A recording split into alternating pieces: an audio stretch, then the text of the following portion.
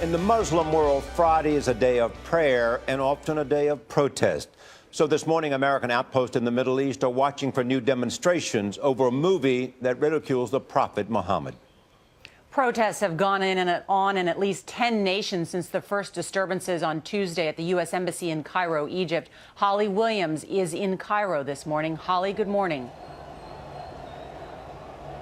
Good morning. Well, the Muslim Brotherhood, which is a powerful Islamist group here in Egypt, has called for more demonstrations later on today. But we're already seeing crowds of young men out on the street. They're clashing with the police.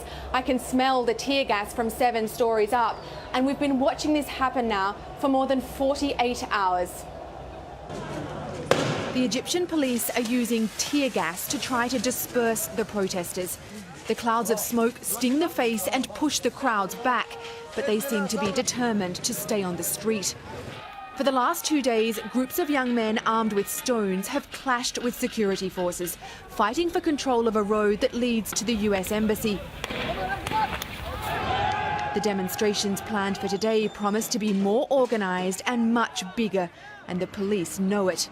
They've erected a 10-foot-high concrete barrier, blocking the way to the embassy. The Egyptian authorities have promised to protect diplomatic facilities in the country, but the government here draws its support from conservative Muslims, and many of them are still furious about the US-made film that sparked these protests.